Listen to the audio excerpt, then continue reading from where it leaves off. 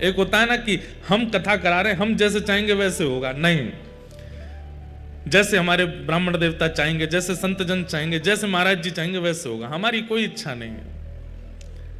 और वास्तविक में यही, ऐसी ही कथाएं कहने में, सुनने में और करने में सुख मिलता है। जहां पर पूर्ण समर्पण कर दिया जाए ठाकुर जी के सन्मुख कि आप करो। ये पूरा जो पंडाल है कितना सुंदर रूप से बनाया गया, पूरे ऊपर यहाँ की कलाएं छापी गई हैं, पीछे ठाकुर जी के तीनों रथ विराजमान हुए। श्री जगन्नाथ महाप्रभु जिस रथ में विराजमान होते हैं उस रथ को नंदी घोष रथ कहते हैं। नंदी घोष रथ में महाप्रभु जगन्नाथ जी विराजमान होते हैं और तालध्वज रथ में श्री बलभद्र जी, श्री बलराम जी विराजमान होते हैं और दर्प दलन जो व्यासपीठ के पीछे विराजमान है, इस रथ में श्री सुभद्रा जी विराजमान होती हैं। इन तीनों रथों के दर्शन की भी महिमा अद्भुत है, महिमाओं से परिपूर्ण है। महात्म खत्म कहते कहते दिन खत्म हो जाएंगे, लेकिन जगन्नाथपुरी के महात्मा नहीं पूरे हो सकते, इतना महात्मा है जगन्नाथ जी का। एक एक भाव का, एक एक वस्तु का, आरती का अलग, दर्शन का अलग, बड़ श्रृंगार का अलग, चंदन लागी का अलग, रथ यात्रा का अलग, गुंडीचा दर्शन का अलग, महाप्रसाद का अलग, स्नान पूर्णिमा का अलग, हर दिन इतने महात्मा हैं, इतने महात्मा हैं। इसलिए महाराज जी बोले, वो बात हमें बढ़िया लगी, यहां लेटना ही दंडवत है, कुछ नहीं, आप पड़े रहो, कोई मत करो। इसलिए हमारा वृंदावन भी कोई कम नहीं है, वो भी ये उड़ीसा का वृंदावन है जगन्नाथपुरी। और श्री चैतन्य महाप्रभु, जब चैतन्य महाप्रभु ने संन्यास ग्रहण किया तो वे वृंदावन जाने चाहते थे, वृंदावन में रहना चाहते थे, लेकिन अपनी मां को जब प्रणाम करने के लिए गए तो मां ने महाप्रभु जी को आज्ञा दी, देखो आप संन्यास ले रहे हो, अच्छी बात है, आपकी इच्छा है, पर वृंदावन बहुत दूर है, मायापुर जहां महाप्रभु जी विराजे वहां से नदिया, बीच बीच में इन 7 दिनों में महाप्रभु जी के चरित्र भी हम सुनेंगे। चैतन्य महाप्रभु जी का कैसा भाव जगन्नाथपुरी के प्रति। अभी जयपुर में श्री चैतन्य महाप्रभु का 3 दिन तक चरित्र कहने का अवसर मिला, अद्भुत है। तो श्री चैतन्य महाप्रभु जब अपनी मां को प्रणाम करने के लिए गए तो मां ने कहा, देखो तुम संन्यास ग्रहण कर रहे हो, लेकिन हमारी इच्छा है कि तुम मायापुर बंगाल से इतनी दूर वृंदावन तो मत जाओ। क्यों? महाप्रभु जी तो चाहते ही वृंदावन जाना थे। तब मां ने कहा कि देखो कल को अगर हमारे प्राण गए, वृद्धावस्था तो है हमारी, कल को प्राण गए तो आने में भी, तुम तक संदेश पहुंचने में कितना समय लगेगा, फिर तुम आ भी पाओगे कि नहीं, बहुत लंबा समय लग जाएगा। इसलिए हमारी तुमसे प्रार्थना है कि बंगाल के समीप में ही उड़ीसा है और उड़ीसा में महाप्रभु जगन्नाथ जी विराजते हैं, वो जगन्नाथपुरी ही श्री वृंदावन है। इसलिए और कोई बात हमको नहीं कहनी है, केवल आपसे एक ही निवेदन करना है कि आप जगन्नाथपुरी में विराजो। तो अपनी मैया के वचन निभाने के लिए श्री चैतन्य महाप्रभु जगन्नाथपुरी में रहे, जगन्नाथपुरी में निवास किया। तो महाप्रभु जी श्री मंदिर को, जहां जगन्नाथ जी विराजते हैं, उसे द्वारिकापुरी मानते थे, और गुंडीचा जहां ठाकुर जी रथ में बैठ के जाते हैं उसको वृंदावन मानते थे। साक्षात समुद्र को ही श्री यमुना जी का स्वरूप मानते थे, और लीलाचल पर्वत को श्री गिरिराज जी मानते थे। यहां की जो गलियां हैं इन्हीं को कुंज गली मानते थे। इसी भाव से महाप्रभु जी रहते थे कि ये कोई अन्य स्थान नहीं, ये वृंदावन ही है, उड़ीसा का वृंदावन श्री जगन्नाथ। इसलिए प्रभु आपका और मेरा बहुत बड़ा सौभाग्य है, पितृपक्ष विश्राम होंगे, नवरात्रि प्रारंभ होगी और हमारा यहां कथा उत्सव, कथा मनोरथ चलेगा। तो इस कथा का मूल उद्देश्य है, हमारे सारस्वत परिवार के जो हमारे भैया हैं, इनके ठाकुर जी का जन्मोत्सव है, और अपने ठाकुर जी के जन्मोत्सव के उपलक्ष्य में ये कथा इन्होंने यहां करवाई है। लोग बाग अपने जन्मोत्सव पे कराते हैं या अपने घर के किसी उत्सव में कराते हैं, लेकिन नहीं, ठाकुर जी का जन्मोत्सव मना रहे हैं, उनके लड्डू गोपाल जी का, और इस कथा के मुख्य यजमान प्यारे गिरधर लाल जी और उनके गोपाल जी ही हैं। उन्हीं दोनों के प्रतिनिधि में यह कथा उत्सव यहां मन रहा है। तो बड़े सौभाग्य की बात है। सतयुग के धाम हैं श्री बद्रीनाथ। अच्छा एक बात बताएं, हमारे ऊपर तो बड़ी कृपा है, 11 महीने में हमारे 4 धाम पूरे हो रहे हैं। कैसे? बीते हुए साल के दिसंबर में रामेश्वरम में कथा हुई। इस साल के प्रारंभ में जनवरी में द्वारिका में कथा हुई। अब जगन्नाथपुरी में हो रही है, अक्टूबर में बद्रीनाथ में होगी। 4 धाम हमारे एक साल भी नहीं होंगे पूरे, उसमें 4 धाम हो जाएंगे, कथाएं पूरी हो जाएंगी। तो रामेश्वरम, द्वारिका, अब जगन्नाथपुरी और अक्टूबर में जाएंगे बद्रीनाथ। आप सब लोग भी वहां पधारिएगा। वहां श्रीमद् भागवत के 11 स्कंद पर कथा होगी, कृष्ण उद्धव संवाद। तो सतयुग के जो धाम हैं वो हैं श्री बद्रीनाथ धाम। सतयुग में भगवत प्राप्ति के लिए तपस्या आवश्यक है, इसलिए ठाकुर जी भी वहां तपस्या ही कर रहे हैं। तपस्या में बैठे हैं नारायण भगवान, नर नारायण दोनों विराजमान हैं। त्रेता के ठाकुर जी हैं श्री रामेश्वरम। शैवों के लिए रामेश्वरम और वैष्णवों के लिए श्रीरंगम दक्षिण में विराजमान। त्रेता में यज्ञ की प्रधानता है। स्वयं प्रभु श्री राम ने जहां राम तीर्थ रामेश्वरम में बैठ करके यज्ञ किया और महादेव से प्रार्थना करते हुए सेतुबंध बनाया, ऐसे त्रेता के भगवान हुए श्री रामेश्वर भगवान। द्वापर के आराध्य देव हैं श्री द्वारिकाधीश। और द्वापर में यज्ञ की प्रधानता नहीं है, तप की प्रधानता नहीं है, ठाकुर जी की सेवा की प्रधानता है। इसलिए सेवा अद्भुत होती है। चकाचक राजभोग पाते हैं, बाल भोग पाते हैं, ब्यारू भोग पाते हैं, सुंदर श्रृंगार करते हैं, राजाधिराज महाराज बनकर के द्वारिका में ठाकुर जी बैठते हैं। तो सतयुग, त्रेता, द्वापर और कलयुग के भगवान हैं श्री जगन्नाथ महाप्रभु। इसलिए बंधुओं एक बात बोलें, कलयुग में व्यक्ति इतने पाप कर्म करता है। आप सब लोग जो इस पंडाल में बैठे हैं, हम लोग तो अपने गुरुजनों की कृपा से अपने धर्म का पालन करते हैं, कथा सुनते हैं, नाम जप करते हैं, तो हम तो फिर भी बहुत बचे, पर हमसे भी कुछ ना कुछ पाप बन ही जाता है। तो जो लोग बिल्कुल धर्म नहीं करते वो कितना पाप प्रतिदिन करते हैं। सतयुग, त्रेता, द्वापर में जो मनुष्य अपने जीवन काल में 2-4 बार पाप कर देता है, वो पाप तो हमसे हर घंटे बनते हैं इस कलिकाल में। पूरे जीवन में जो पाप बनता है सतयुग, त्रेता, द्वापर में, वो कलयुग के लोग हर दिन करते हैं। कैसे उद्धार होगा हमारा, कैसे कल्याण होगा हमारा, इसकी चिंता हुई महाप्रभु जगन्नाथ जी को। तब महाप्रभु जगन्नाथ जी ने अत्यंत सरल, अत्यंत सहज, अत्यंत दीन वत्सलता, अत्यंत भक्त वत्सलता धारण रूप करके महाप्रभु जगन्नाथ जी विराजे। इतनी सहज पापों की निवृत्ति जगन्नाथपुरी में कर दी है।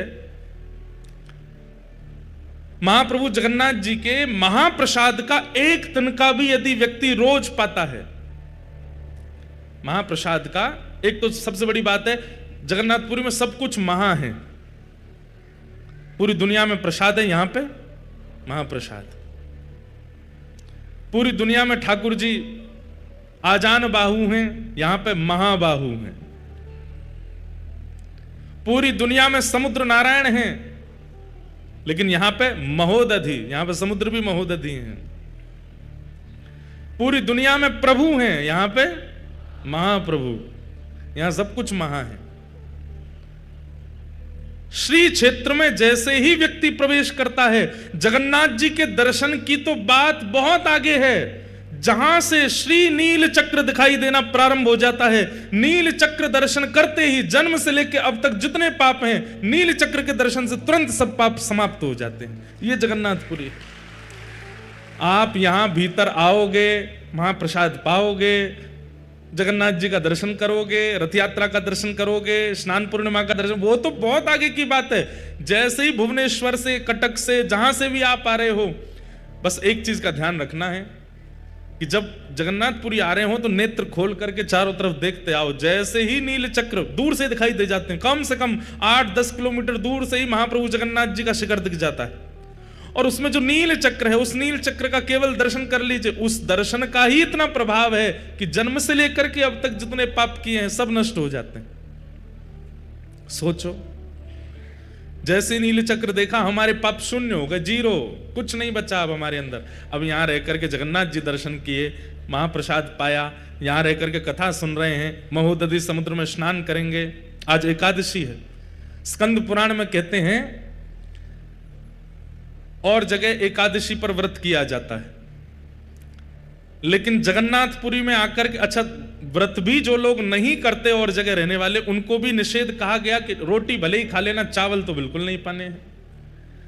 लेकिन जगन्नाथपुरी का नियम है, यहां पर एकादशी के दिन आकंठ भोजन करना चाहिए, और उसमें भी क्या पाना चाहिए? महाप्रसाद पाना चाहिए, आकंठ। अच्छा एक बात और, कई लोग कहते हैं कि श्री जगन्नाथपुरी में एकादशी नियम होता ही नहीं, और अगर ये बहाना लगा करके होटल पे खा रहे हैं, बाहर कुछ भी खा रहे हैं, चाउमीन पिज्जा बर्गर उड़ा रहे हैं एकादशी के दिन, और कह रहे हैं कि यहां तो एकादशी होती नहीं, तो महापाप लगेगा। एकादशी के दिन केवल और केवल महाप्रसाद ही आप लोग पा सकते हैं। ठाकुर जी का अधरामृत पाने की आज्ञा है, बाहर का अपनी जीव के चटोरेपन के लिए कुछ खाने लग जाओ तो अपराध ही है भैया वो। इसलिए आज एकादशी है। आज हम सवेरे निकले बंबई से, कुछ नहीं पाए, केवल पानी पर रहे, यहां पहुंचे लगभग 12:30 बजे, महाप्रभु का प्रसाद आया। सबसे पहले वही और इतनी कृपा करते हैं महाप्रभु जी, मैं जब जब जगन्नाथपुरी आता हूं अधिकतर मेरा आगमन एकादशी पर ही होता है, और एकादशी पर यहां महाप्रसाद पाने का अवसर प्राप्त होता है।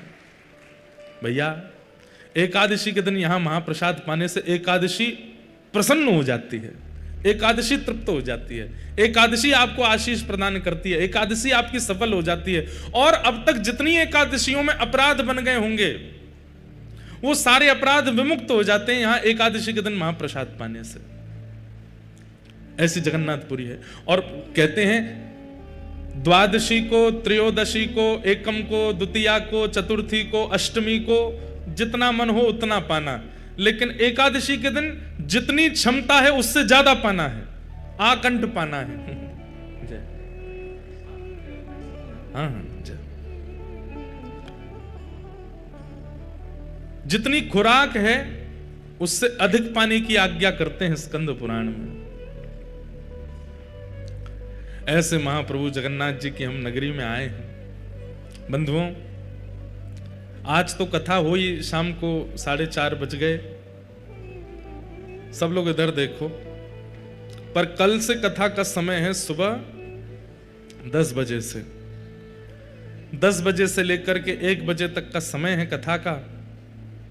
आप सब लोग उससे पूर्व ही बाल भोग आदि करके बिल्कुल चकाचक आनंद करके सब लोग आके बैठ जाना 10 बजे तक, और फिर 10 बजे से लेके 1 बजे तक हम लोग कथा श्रवण करेंगे।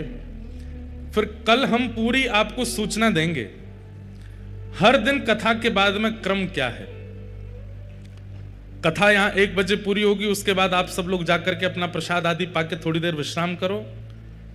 शाम को एक स्थान बता दिया जाएगा, 4:30-5 जो भी समय रहेगा उतने बजे सब लोग वहां इकट्ठे होंगे, अपने अपने साधन अपने आप लेकर के आएंगे।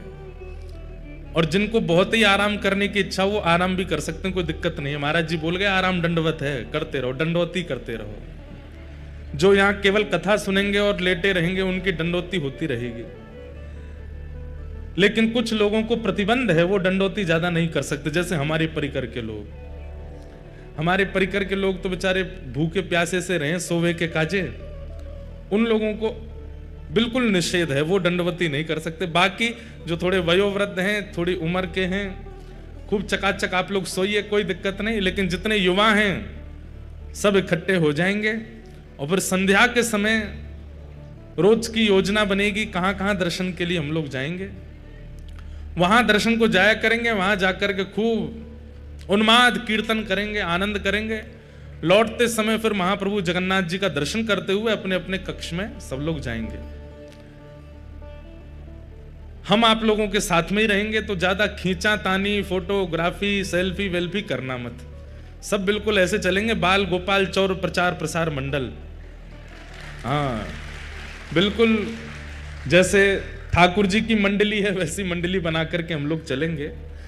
तो आप लोग ये मत सोचना ये महाराज जी हैं, यूं ही सोचो हमारे सखा हैं, तो चकाचक वैसे ही चलना। अब वो कुछ 4 लोग घेर के चल रहे हैं, छुओ मत महाराज जी के, पाम मत पकड़ो, कोई खोंचा मार रहा हो, कोई बगलबंदी खींच रहा हो, ये सब मत करियो भैया। प्रेम से घूमेंगे, डोलेंगे, आनंद करेंगे। कभी कहीं महाप्रसाद पाएंगे, कभी कहीं पाएंगे, पाएंगे भी नहीं भी पाएंगे, जैसी जगन्नाथ जी की इच्छा होगी वैसा सब क्रिया करेंगे। रोज का ऐसा ही क्रम रहेगा।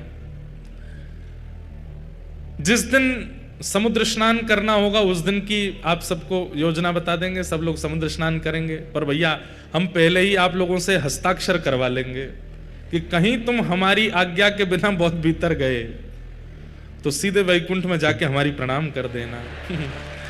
हाँ, कहीं पता चली महाराज जी लेके गए थे भैया, सीधे क्षीर सागर में प्रवेश कर गए, ऐसा मत कीजिएगा। जिन लोगों को तैरना आता है उन लोगों से हमारी विशेष प्रार्थना कि किनारे ही नहाना, क्योंकि जिनको तैरना नहीं आता वो बेचारे अंदर जाएंगे ही नहीं। तैरना जिनको आता है हरकतें भी वही करते हैं। इसलिए महोदधि, ये महोदधि हैं, इनकी लहरें यही कहती है कि किनारे पे ही नहा लो, ज्यादा भीतर आने की प्रयास मत कीजिएगा। इसलिए आप सब लोग अपना ध्यान रख के वहां स्नान कीजिएगा। एक बंधुओं नियम इस कथा से आप लोगों को धारण करना है। महाप्रसाद का नियम आज से ही प्रारंभ कर दीजिए। आप लोग जहां कहीं भी भोजन करेंगे, आपके रसोइया बनाएंगे, अच्छी बात है, पर किसी भी एक समय महाप्रसाद पाना है। महाप्रसादे गोविंदे, यहां का महाप्रसाद सामान्य नहीं है। और पहली बात, यहां के महाप्रसाद को कभी भी ऐसा नहीं कहना भाई चावल दे दो, दाल दे दो, ये वाली सब्जी दे दो, चटनी दे दो, नहीं। आप महाप्रसाद के अलावा अन्य किसी भी शब्द का प्रयोग करेंगे अपराध लगेगा। ठाकुर जी से भी ज्यादा महिमा है यहां महाप्रसाद की। इसलिए महाप्रसाद का नियम आज से आप लोगों को धारण करना है। 7 दिन तक जो यहां रहेंगे 24 घंटे में एक बार महाप्रसाद आपके मुखमंडल में जाना चाहिए। महाप्रसाद के कुछ नियम हैं। पहला नियम, धरती पर बैठ करके ही पाना है। जिन लोगों के पांव में ताकत ना हो वो कुर्सी पर बैठ सकते हैं, बाकी धरती पर ही बैठना है। आसन लगाना नहीं है, किसी भी प्रकार की चद्दर दरीचा कुछ नहीं बिछाना है नीचे। सामान्य पृथ्वी पर बैठिए और सामने पत्तल, केले के पत्ते में महाप्रसाद ग्रहण कीजिए। दूसरा नियम, महाप्रसाद के प्रत्येक ग्रास को लेते समय यही मानना है कि श्री महाप्रभु जगन्नाथ जी ही मेरे अंतस्थ में, जैसे कथा में कानों से प्रवेश करते हैं, दर्शन में नेत्रों से प्रवेश करते हैं, ऐसे ही महाप्रसाद के रूप में मुख से प्रवेश कर रहे हैं, भीतर जा रहे हैं महाप्रभु जी। प्रत्येक ग्रास को लेते समय यही भाव रखना है कि ये महाप्रभु जगन्नाथ जी हैं। एक तिनका भी छोड़ना नहीं। भले ही 2 घंटा लग जाए, घूम घूम करके आओ, थोड़ा पचा के फिर पालो, लेकिन वो छोड़ना नहीं है। एक तिनका भी अगर आप लोग उसका व्यर्थ करते हैं तो उसका अपराध बताया गया स्कंद पुराण में, कि फिर देवता आकर के उसको पाते हैं और फिर देवताओं को उच्छिष्ट पवाने। वैसे तो महाप्रसाद उच्छिष्ट नहीं होता है, महाप्रसाद कोई भी पा सकता है, लेकिन आपका उच्छिष्ट कहीं फेंक दिया गया और उसके बाद देवता आकर के जब उसको देखते हैं तो उनको जो क्रोध आता है उस क्रोध का अपराध आपको लगेगा। तो या तो उतना ही लीजिए जितना पा सकते हैं, उससे अधिक यदि लिया है तो एक तिनका भी व्यर्थ ना जाए। यह महाप्रसाद का तीसरा नियम। पूरी पत्तल जैसी रखी गई थी आपके उठने समय वैसी ही मिले, बिल्कुल सब एक एक कण आपके मुख में चला जाए। उसका प्रभाव 7वें दिन देखिएगा। नित्य महाप्रसाद पाने का आपको अनुभव होगा कि यहां से लौटने के बाद आपकी भक्ति में, आपके प्रेम में, आपके व्यवहार में, आपके स्वभाव में पहले से ज्यादा दीर्घता आ गई होगी ठाकुर जी के प्रति। क्यों? क्योंकि आपके रक्त में, मांस में, रुधिर में, अस्थियों में, सब जगह महाप्रभु जगन्नाथ जी विराजमान हो गए हैं। इसलिए महाप्रसाद। महाप्रसाद का चौथा नियम, आप पा रहे हैं और कोई व्यक्ति दूसरा पाने की इच्छा रखता है तो आप उसको तुरंत अपने पास बैठा सकते हैं, और कोई आपसे बिना पूछे भी बैठ जाए और आपकी पत्तल में पाने लग जाए तो आप उसको मना नहीं कर सकते। महाप्रसाद झूठा नहीं होता। महाप्रसाद पवित्र ही रहता है। हाँ, बस इतना ध्यान रखना चाहिए लोगों को कि महाप्रसाद पाते समय बन जाए तो ठीक, नहीं बने तो कोई दिक्कत नहीं है कि महाप्रसाद को पाएं तो ये उंगलियां जो हैं ये ओष्ठ का स्पर्श ना करें, ये ऐसे ही ग्रास लें और यहाँ आकर के उसको, अब नहीं बनेगा, कई लोग तो उसको फिर गेरना करना नहीं, पता चली पूरे लत्ता ही बिगाड़ लिए अपने।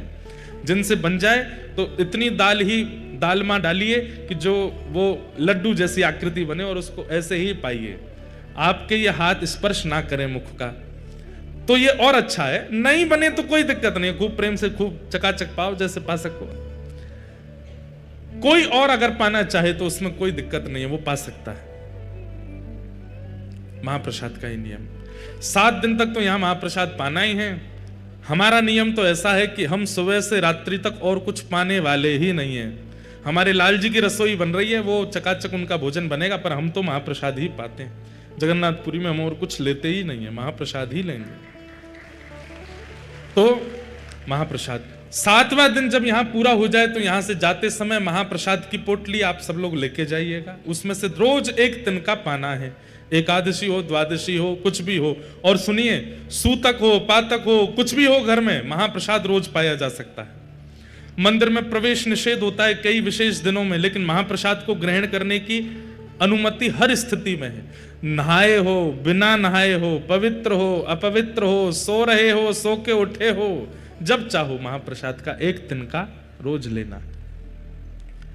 महाप्रसाद ये ऐसे महाप्रसाद नहीं बन जाता।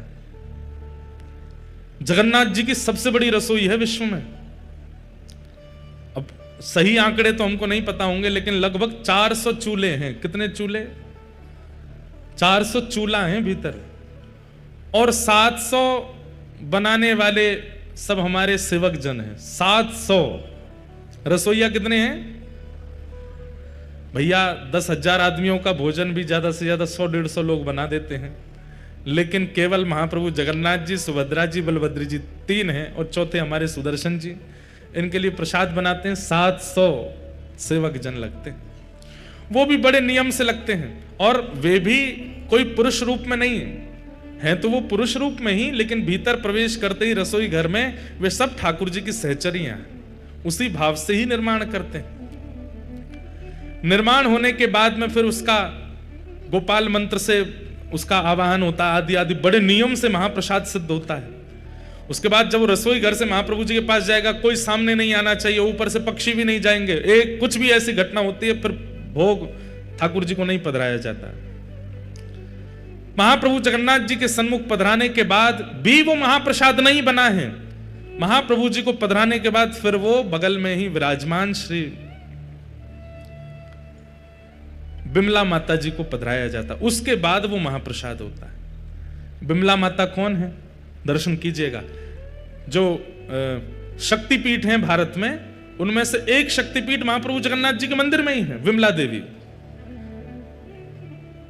महाप्रभु जी को प्रसाद अर्पित होने के बाद में विमला देवी जी के सन्मुख पधराया जाता है, और जब विमला देवी उसको पा लेती हैं तब वो महाप्रसाद कहलाता है।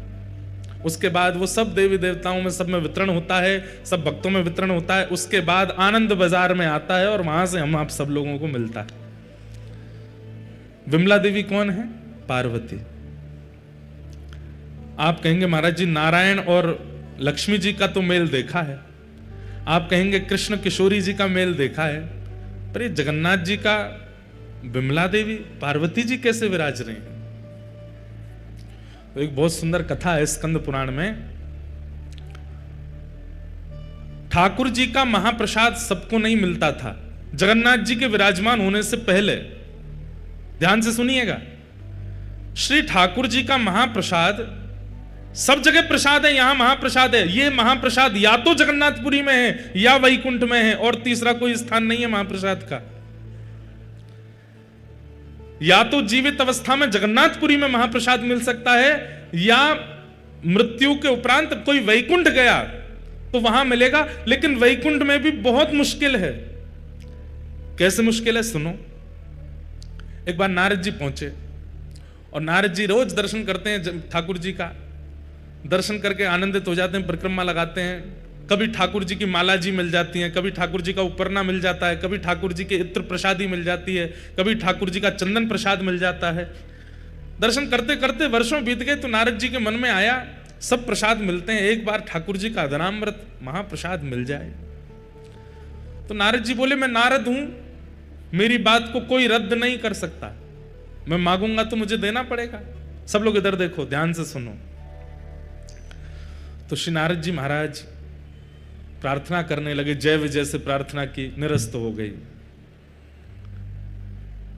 और समीप जाकर के कोई अति सामीप्य वर्तन से पूछी, उन्होंने भी निरस्त कर दी।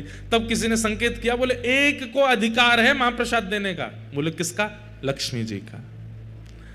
नारद जी महाराज लक्ष्मी जी के पास गए और कहा कि हे मां, आप कृपा करो। बोले क्या कृपा करें? ठाकुर जी का महाप्रसाद चाहिए हमको। लक्ष्मी जी बोली क्या बात कर रहे हो? बोले हाँ, ठाकुर जी जो प्रसाद पाते हैं उसके बाद जो महाप्रसाद, तिनका प्रसाद, वो हमें चाहिए। लक्ष्मी जी बोली असंभव, वो नहीं प्राप्त हो सकता। बोले क्यों? बोले जब ठाकुर जी प्रसाद पाते हैं तो ठाकुर जी की प्रसाद पाती जैसे ही ठाकुर जी उठ के जाते हैं, वो थाली जो है ना, उस पर सबसे पहले अधिकार तो हमारा है। और हमारे बाद ये जितनी सहचरियां वैकुंठ की हैं, जितनी हमारी सेवा में रहती हैं, इन सबके भी साल बटे हुए हैं, इतनी संख्या में हैं कि एक साल में केवल इतनी सखियों को मिलेगा, उसके अगले साल इतनी सखियों का नंबर आएगा, फिर उस अगले साल 100 साल में जाकर के तो सखियां पूरी होती हैं, इनको भी पूरा नहीं बटता। जय विजय आदि तक को प्राप्त नहीं हो पाता, आपको कैसे दे दें? एक एक तिनके के भी 5-5 हिस्से होते हैं और वो बटता है सब में। सोच रहे हैं आप? ठाकुर जी की प्रसादी का एक चावल, उसके 5 हिस्से किए जाते हैं और वो थोड़े थोड़े छोटे छोटे से हिस्से जो हैं तिल के बराबर, वो बटते हैं, वो पाकर के आनंदित होते हैं। कैसे देते हैं आपको? बिल्कुल समय ही नहीं है, यहाँ तो अभी लंबी लाइन है, 1-1.5 करोड़ साल बाद आना, तब हो सकता है कि एक तिनका का एक अंश तुमको मिल जाए। नारद जी महाराज बोले मुझ पर कृपा करो, इतना प्रतीक्षा नहीं कर सकता, एक बार महाप्रसाद पाना है। 1 दिन, 2 दिन, 10 दिन, 1 महीना बीत गए तो लक्ष्मी जी बोली एक काम हो सकता है। बोले क्या? अपने जटा जूट खोल लो, लहंगा फरिया पहन लो, गले में सुंदर हार धारण करके, कानों में कुंडल लगा के, आंखन में काजल लगा के गोपी बन के आओ, तो हम तुमको सहचरियों में ले लेंगी अंदर, और फिर सहचरियों में फिर वहां तुम थोड़ा हट पूर्वक, छल पूर्वक, कैसे भी करके जिस पंक्ति का प्रसाद, महाप्रसाद का समय, उसमें कैसे भी बैठ जाना, तो तुमको एक तिनका मिल जाएगा। नारद जी बोले इसमें क्या, हमारे ठाकुर जब लाली बनवे में संकोच ना करे तो हम कब करेंगे? और श्री नारद जी तुरंत महाराज अपनी जटा जूट खोल करके बढ़िया सुंदर शीश पर चुनरी। इसका भाव क्या है? ठाकुर जी की निज सेवा में जाने के लिए चाहे जहां हो, गोपी तो बनना पड़ेगा। और गोपी मतलब हृदय से गोपी। नारद जी महाराज सखी बन गए। लक्ष्मी जी चुपचाप उनको रसोई घर में ले गई। बोले ठाकुर जी को नहीं पता चलना चाहिए, क्योंकि इतने सब लोग हैं, सब पर कृपा होती है, तो ठाकुर जी को कोई ये इस प्रकार से कोई प्रवेश करता, ठाकुर जी को बहुत संकोच लगता है कि अभी इतने लोग बैठे हैं, इतने वर्षों की प्रतीक्षा है, और आप जबरदस्ती ये वीवीआईपी बीच में घुसे आए हो। ठाकुर जी को अच्छा नहीं लगता, इसलिए ठाकुर जी को पता नहीं चलना चाहिए, चुपचाप यहाँ सेवा करते रहो। नारद जी बेचारे कभी बर्तन मांजने की सेवा, कभी सामग्री अमनियां करने की सेवा करते हैं। एक दिन ठाकुर जी का महाप्रसाद मिले, और एक दिन पता नहीं कैसे योजना बनी और नारद जी उस पंक्ति में बैठ गए जिस पंक्ति में महाप्रसाद के 5-5 टुकड़े बांटे जा रहे हैं। नारद जी महाराज सामने बैठे, लक्ष्मी जी परोसती भाई जैसे ही आई तो नारद जी को थोड़ी देख करके उनको कृपा की इच्छा हुई, और उन्होंने महाप्रसाद के 2 तिनके, महाप्रसाद चावल के 2 तिनके उनके हाथ में धर दिए। कहां एक तिनका के 5 हिस्सा बांटे जा रहे हैं, उन्होंने 2 तिनका दे दिए। और जैसे ही महाप्रसाद हाथ में आया तो जैसे अत्यंत दिनों का प्यासा व्यक्ति उसको पानी दिख जाए, वो कहां रोक पाता है। आपने तुरंत एक महाप्रसाद का तिनका अपने मुख में जैसे ही धारण किया, आहा, वो धारण करते ही आपको प्रेम लक्षण प्रकट होने लगे, नेत्रों से अविरल अश्रुधार गिरने लगी, रोम रोम पुलकित हो गया। भुजा उठाकर के श्री नारद जी महाराज नृत्य करने लगे, हा कृष्ण, हा माधव, हा केशव, हा गोविंद, हा मधुसूदन। प्रेम की अद्भुत अवस्था प्राप्त हो गई नारद जी को। इतने वर्षों में संकीर्तन करके भी जो ठाकुर जी की अवस्था नहीं मिली थी, वो अवस्था केवल महाप्रसाद प्राप्त करते ही नारद जी की प्रकट होने लगी। इतने में ठाकुर जी की दृष्टि गई, ये कौन सखी है, ये कौन नई नवेली सहचरी है, इतनी जोर से नृत्य कर रही है। लक्ष्मी जी बोले कोई नहीं मैं संभालती हूं। लक्ष्मी जी हाथ पकड़ करके लेके गई नारद जी को, क्या कर रहे हो, फंसवाओगे सबको। नारद जी के तो नेत्र लाल पड़ गए। बोले हे मां, अभी तो केवल एक तिनका पाया है और ये तिनका पाकर के मैं इतना आनंद में आ गया हूं। वर्षों से करोड़ों वर्ष निकल गए, नाम जपते जपते ऐसी स्थिति का अनुभव नहीं किया जो स्थिति का अनुभव केवल महाप्रसाद का एक तिनका पाकर के मुझे हो रहा है। लक्ष्मी जी बोली इसलिए नहीं देते हैं, तुम देखो क्या हालत हो गई, अब जल्दी जाओ यहां से, ठाकुर जी को पता चल गई तो दिक्कत होगी। वैकुंठ से ही चले गए, नाच रहे हैं, कभी किसी लोक में जा रहे हैं, कभी किसी लोक में जा रहे हैं। सब नारद जी की इस भाव दशा को देख करके आश्चर्यचकित हो रहे हैं कि ये कैसे हो गया। नृत्य करते करते करते करते श्री नारद जी महाराज पहुंचे कैलाश। कैलाश में विराजमान महादेव, बाकी सब तो नारद जी का नृत्य देख करके अनुमान लगा रहे हैं कि हुआ क्या है, लेकिन महादेव तो महादेव हैं, वो तो देखते ही पहचान गए। नारद जी नृत्य कर रहे हैं, भुजा उठा करके तुरंत महादेव गए और महादेव जाकर के हाथ जोड़ के बोले, हे मेरी गृहिणी के गुरुदेव, हमारी पार्वती जी पत्नी के गुरुदेव हो आप। हमें पता है कि कोई अद्भुत पूंजी मिली है ठाकुर जी की और उसी से ये भावावेश आपके चित्त में आ रहा है। अब प्रतीक्षा नहीं हो रही है, जल्दी हमें प्रदान कर दो। नारद जी बोले मेरे पास नहीं है। बोले मुझे सब दिख रहा है, हाथ में दबाए बैठे हो, एक तिनका पा लिया, एक अभी बच्चा, ये हमको दे दो। नारद जी बोले प्रभु बस इच्छा नहीं हो रही है, इसके प्रति तो स्वार्थ हो रहा है कि मैं कैसे दे दूं आपको। शंकर जी बोले अच्छा तो फिर आगे तुमको बहुत काम पड़ेंगे हमसे, फिर क्या करोगे। अरे भाई हम भी महादेव हैं ना, एक हम पे भी कृपा कर दो। अकेले नृत्य करने में क्या सुख मिलेगा, हमें दे दोगे तो हम भी नृत्य करेंगे, दोनों फिर साथ में नृत्य करेंगे, यमुना प्लेन पर नृत्य करेंगे, समुद्र तट पर नृत्य करेंगे, कैलाश की चोटियों पर नृत्य करेंगे, एक से दो भले।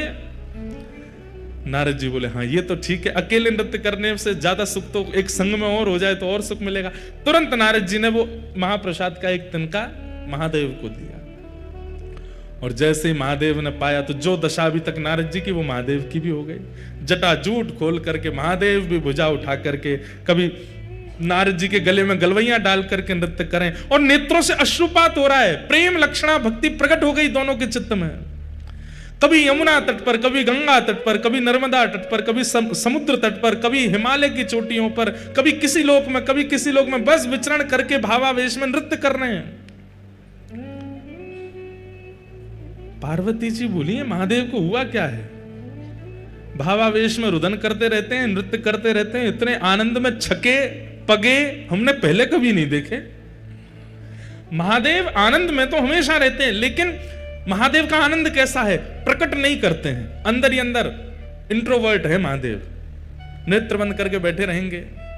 लेकिन अब महादेव की स्थिति ऐसी है कि जो आनंद हृदय का है वो प्रकट हो रहा है। अरे कहां तक कहें, नारद जी और महादेव का जो दर्शन करता है वो भी नृत्य करने लगता है, उसके चित्त में भी वही भाव प्रकट हो जाता है। परंतु पार्वती जी समझ गई कि कुछ तो इन्हें ऐसा मिला है जिसके कारण ये ऐसे हो रहे हैं। महादेव से पूछा, महादेव ने तो उत्तर नहीं दिया, तो सीधे नारद जी के चरण पकड़े, गुरुदेव आपने क्या दिया है इनको, कुछ तो आपने खिलाया है, कुछ तो आपने ऐसा बताया है, या कुछ तो आपने दिखाया है जिससे ये ऐसे हो गए, मुझे भी दिखाओ, मुझे भी बताओ, या मुझे भी खिलाओ। आनंद में छके छके नारद जी के मुख से निकल गया, बोले अरे देवी क्या बताए, बहुत तप करना पड़ता है, तब जाकर के ठाकुर जी का अधरामृत 2 तिनका महाप्रसाद का मिलता है, उसको एक नारद जी पाते हैं, दूसरे आपके पतिदेव पाते हैं, तो ये भाव दशा होती है। बोले 2 ही तिनका थे, बोले हाँ। एक आपने पा लिया, बोले जी, और एक, बोले एक इनने पा लिया। तो इन्होंने हमको क्यों नहीं दिया, एक के 2 तिनका भी तो हो सकते थे, और हमने तो सुना वैकुंठ में एक के 5 तिनका होते हैं तब बांटा जाता है। नारद जी बोले अब तो माहौल गर्म हो रहा है, तो धीमे से बोल गए, हमने तो कही थी इनसे एक के 2 कर दो, हम तो इनको बोल के गए थे, और हमने एक के 2 नहीं, हमने एक के 4 कही थी, कार्तिकेय गणेश जी को भी खिला देना, लेकिन इनके मन में स्वार्थ आ गया, अकेले ही पा गए पूरा। और ऐसा कह के नारद जी तो वहां से चलते बने, नाच रहे हैं, महादेव भुजा उठा के, पार्वती जी सामने क्रोध में खड़ी हैं। आपको गुरुदेव कह के गए थे कि 2 तिनका कर लो, फिर भी नहीं दिया मुझको, इतना स्वार्थ आपके चित्त में आ गया है। अरे वैसे सब मिल बांट करके रहते हैं, लेकिन ठाकुर जी का अधरामृत मिला, अकेले पा गए, एक बार भी नहीं सोचा कि थोड़ा इनको भी देते हैं। आपके गुरुदेव ने कब कहा कि 2 दिन का? मेरे गुरुदेव पे लांछन नहीं लगाओगे, वो कह के गए थे आपसे, बता के गए मुझको। कहां है तुम्हारे गुरुदेव? पता चली वो तो गए। अब तो यहां पार्वती जी नाराज हो गई, ना पा रही हैं, ना सो रही हैं, ना कुछ कर रही हैं।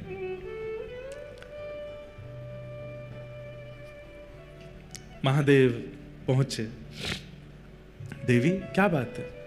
बोले मुझे भी महाप्रसाद चाहिए। तो महादेव बोले देखो, अब महाप्रसाद के लिए तो बहुत यत्न करना पड़ता है, तब जाकर के वो प्राप्त होता है। अब वो यत्न दोबारा कौन करेगा? मुझे नहीं पता, मुझे चाहिए। तब महादेव ने ध्यान करके पार्वती जी को बताया कि तुम्हारा पूर्व रूप जो सती का था, जहां जहां जो जो अंग पड़े थे वहां वहां शक्तिपीठ प्रकट हो गई। उन्हीं में तुम्हारा नाभि क्षेत्र जो है वो एक श्री क्षेत्र समुद्र तट पर नीलाचल पर्वत पर विराजमान है। वहां जाकर के तुम तप करो, और वहां तुम इसी भाव के लिए तप करो कि तुम्हें ठाकुर जी का महाप्रसाद मिले। और उस तप के प्रभाव से देवी हमको तो एक तिनका मिला है, लेकिन मैं दीर्घ दृष्टि से देख पा रहा हूं, अगर तुम्हारा तप सफल हो गया तो महाप्रभु जगन्नाथ जी का जो एक तिनका मुझे और नारद जी को मिला, वो महाप्रभु जी का महाप्रसाद की पूरी हंडी महाप्रभु जी के भोग लगने के बाद सीधे आपके सन्मुख आएगी, और आप जब प्रसाद पाओगे उसके बाद ही वो महाप्रसाद बनेगा और सबको वितरण किया जाएगा। वही पार्वती जी विमला देवी के रूप में आई, आकर के यहां बैठ करके तप किया। किसके लिए तप किया? आपका महाप्रसाद चाहिए। तब महाप्रभु जगन्नाथ जी ने आपको आज्ञा दी, हम जगन्नाथ रूप में यहां विराजेंगे, लक्ष्मी जी ही हमारी रसोई सिद्ध करेंगी। जिस महाप्रसाद को वैकुंठ में प्राप्त करना अति दुर्लभ है, उस महाप्रसाद को मैं अति सहज कर दूंगा इस जगन्नाथ क्षेत्र में। और देवी वो प्रसाद जितनी विधियों से बनेगा उसी विधि से बनता है महाप्रसाद यहां, जिस विधि से वैकुंठ में बनता है। मुझे पूरी विधि अभी भी अच्छे से पता नहीं, अंदर सामग्रियां कैसे धोई जाती हैं, कैसे अमनियां की जाती हैं, फिर उनको कैसे किन किन मंत्रों को बोल करके सामग्री डाली जाती हैं, फिर उसके बाद 9 हंडियां रखी जाती हैं। सबसे पहले ऊपर वाली हंडी पक करके तैयार होती है ऊपर ठाकुर जी के सन्मुख, उसके पीछे भी बहुत विधियां होती हैं, तब जाकर के महाप्रसाद सिद्ध होता है। लेकिन महाप्रसाद तभी कहलाएगा जब वो मेरे बाद आपको भोग लगेगा। विमला देवी के भोग के बाद वो महाप्रसाद आनंद बाजार में आ जाता है और हम सबको प्राप्त होता है। ये महाप्रसाद है। इसलिए भैया जगन्नाथ जी का नित्य दर्शन तो आप नहीं कर सकते, कोई राजस्थान से, कोई बंबई से, हम उत्तर प्रदेश से, कहां से आए हैं। और कलयुग में जन्म लेने वाले व्यक्ति को अगर अपना कल्याण चाहिए तो कलयुग के प्रधान देव जगन्नाथ जी का नित्य दर्शन करना पड़ेगा, तभी उसका उद्धार होगा, नहीं तो नहीं होगा। हम कैसे करें? रोज फ्लाइट ले लेके तो आ नहीं सकते। तो इसलिए महाप्रसाद जो है वो जगन्नाथ जी का ही रूप है। यदि उसे हम अपने साथ लेकर के जाते हैं और नित्य महाप्रभु जी का स्मरण करके प्रातः प्रथम अपने मुख में कुछ और धारण करना ही नहीं, सीधे महाप्रसाद ग्रहण करना है, तो नित्य जगन्नाथ जी के दर्शन का जो फल होता है वो हमें नित्य प्राप्त हो जाएगा। इसलिए आज से महाप्रसाद जी का नियम धारण कर लीजिए, प्रत्येक दिन महाप्रसाद पाना है। हाँ, ऐसे जगन्नाथपुरी में आज हम आप सब लोग आए हैं। कितना सुंदर मंच बना है, मानो जैसे हम आप सब लोग दर्शनार्थी हैं और महाप्रभु जगन्नाथ जी श्री मंदिर से गुंडीचा की ओर चल रहे हैं। यहाँ की रथ यात्रा तो 2 दिन 3 दिन में पूरी हो जाती है, परंतु ये रथ यात्रा कथा रूपी तो 7 दिन तक चलने वाली है। खूब आनंद हम लोगों को होगा, खूब सुख मिलेगा। श्री कबीर दास जी एक पद गाते हैं जगन्नाथपुरी का दर्शन करके। ठाकुर भले विराजे हो उड़ीसा जगन्नाथपुरी में, ठाकुर भले विराजे हो उड़ीसा जगन्नाथपुरी, ओ ठाकुर भले विराजे हो उड़ीसा जगन्नाथपुरी में। ठाकुर भले विराजे हो उड़ीसा जगन्नाथपुरी में। ठाकुर भले विराजे हो उड़ीसा जगन्नाथपुरी में। ठाकुर भले विराजे हो उड़ीसा जगन्नाथपुरी में। उड़ीसा जगन्नाथपुरी में। उड़ीसा जगन्नाथपुरी में। उड़ीसा जगन्नाथपुरी में। उड़ीसा जगन्नाथपुरी में। उड़ीसा जगन्नाथपुरी में। उड़ीसा जगन्नाथपुरी में। उड़ीसा जगन्नाथपुरी में। उड़ीसा जगन्नाथपुरी में। ओ ठाकुर भले विराजे हो उड़ीसा जगन्नाथपुरी में। ठाकुर भले विराजे हो उड़ीसा जगन्नाथपुरी में। ओ ठाकुर भले विराजे हो उड़ीसा जगन्नाथपुरी में। ठाकुर भले विराजे हो उड़ीसा जगन्नाथपुरी। इस पद में श्री कबीर दास जी व्याज स्तुति कर रहे हैं। व्याज स्तुति मतलब बीच बीच में व्यंग और मार रहे हैं जगन्नाथ जी को। वाह, द्वारिका में तो बड़े ठाट हैं, मथुरा में तो बड़े ठाट हैं, काशी में तो बड़े ठाट हैं, यहाँ कैसे विराज रहे हो। इसलिए बीच बीच में कई शब्द ऐसे हैं उनमें थोड़ी व्यंगात्मक मतलब थोड़ी हंसी कर रहे हैं जगन्नाथ जी की। भाव से गाओ। कब से छोड़ी मथुरा नगरी, कब से छोड़ी काशी, कब से छोड़ी मथुरा नगरी, कब से छोड़ी काशी। हाँ, कब से छोड़ी मथुरा नगरी, कब से छोड़ी काशी, कब से छोड़ी मथुरा नगरी, कब से छोड़ी काशी। हाँ, झारखंड में आन विराजे, झारखंड में आन विराजे। झारखंड इसलिए कहा क्योंकि यहाँ चारों तरफ जंगली जल, वनी वन, कांटे ही कांटे, झाड़ ही झाड़ थी। झारखंड में आन विराजे, झारखंड में आन विराजे। ओ यहाँ वृंदावन के वासी ठाकुर भले विराजे हो उड़ीसा जगन्नाथपुरी में। ठाकुर भले विराजे हो उड़ीसा जगन्नाथपुरी में। झारखंड में आन विराजे, झारखंड में आन विराजे, यहाँ वृंदावन के वासी ओ ठाकुर, ओ ठाकुर, ठाकुर भले विराजे हो उड़ीसा जगन्नाथपुरी में। ठाकुर भले विराजे हो उड़ीसा जगन्नाथपुरी में। देखो यहाँ पे लेट ना दंडवत है, इसका मतलब यूं थोड़ी है कि कच करोगे ही नहीं। अरे इतनी संख्या में बैठे हैं, भुजा उठा के, करताल बजा के, ऊंचे स्वर में गाओ, हे ठाकुर, हाँ ठाकुर, हे ठाकुर भले विराजे हो उड़ीसा जगन्नाथपुरी में। ठाकुर भले विराजे हो उड़ीसा जगन्नाथपुरी में। श्री जगन्नाथ महाप्रभु की।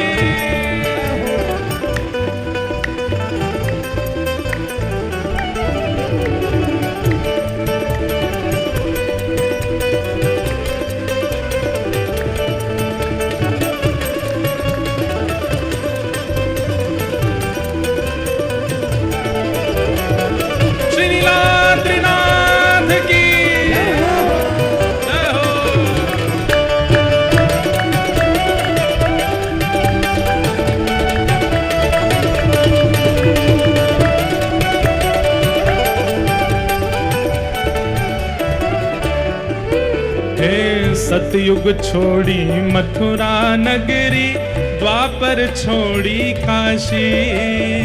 सतयुग छोड़ी मथुरा नगरी, द्वापर छोड़ी काशी। हाँ, सतयुग छोड़ी मथुरा नगरी, द्वापर छोड़ी काशी। सतयुग छोड़ी मथुरा नगरी, द्वापर छोड़ी काशी। और कलयुग में है आन विराजे, कलयुग में तो आन विराजे, हाँ कलयुग में तो आन विराजे, कलयुग में तो आन विराजे। ओ यहाँ वृंदावन के वासी, ओ ठाकुर, ओ ठाकुर, हे ठाकुर भले विराजे हो उड़ीसा जगन्नाथपुरी में। ठाकुर भले विराजे हो उड़ीसा जगन्नाथपुरी में। हे ठाकुर भले विराजे हो उड़ीसा जगन्नाथपुरी में। ठाकुर भले विराजे हो उड़ीसा जगन्नाथपुरी में। कलयुग में तो आन विराजे, कलयुग में तो आन विराजे, कलयुग में तो आन विराजे, कलयुग में तो आन विराजे। ओ जहाँ वृंदावन के वासी, ओ ठाकुर, ओ ठाकुर, ओ ठाकुर भले विराजे हो उड़ीसा जगन्नाथपुरी में। ठाकुर भले विराजे हो उड़ीसा जगन्नाथपुरी में। ओ ठाकुर भले विराजे हो उड़ीसा जगन्नाथपुरी में। ठाकुर भले विराजे हो उड़ीसा जगन्नाथपुरी में। उड़िया मांगे दाल खिचड़ी, बंगाली मांगे भात।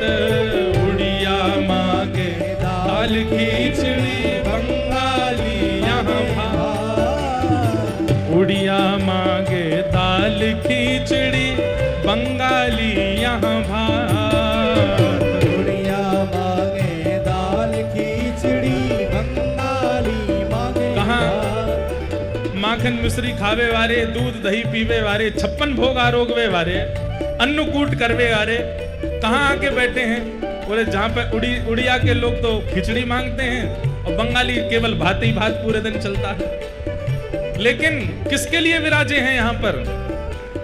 साधु मांगे दर्शन प्रभु जी, साधु मांगे दर्शन प्रभु। जहाँ भक्त ही मांगे दर्शन प्रभु जी, भक्त ही मांगे दर्शन प्रभु। और श्री महाप्रसाद। हे ठाकुर, हे ठाकुर, हे ठाकुर भले विराजे हो उड़ीसा जगन्नाथपुरी में। ठाकुर भले विराजे हो उड़ीसा जगन्नाथपुरी में। हाँ साधु मांगे दर्शन प्रभु जी, साधु मांगे दर्शन प्रभु जी। हे साधु मांगे दर्शन प्रभु जी, साधु मांगे दर्शन प्रभु जी। और श्री महाप्रसाद। हे ठाकुर, हे ठाकुर, हे ठाकुर भले विराजे हो उड़ीसा जगन्नाथपुरी में। ठाकुर भले विराजे हो उड़ीसा जगन्नाथपुरी में। हे ठाकुर भले विराजे हो उड़ीसा जगन्नाथपुरी में। ठाकुर भले विराजे हो उड़ीसा जगन्नाथ। श्री जगन्नाथ महाप्रभु की।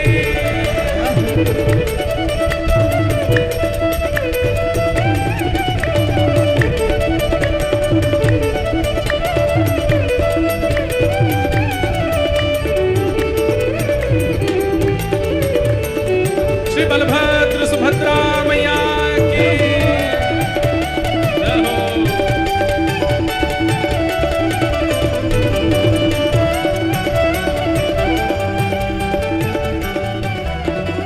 और अब हंसी में क्या बोल रहे हैं कबीरदास जी?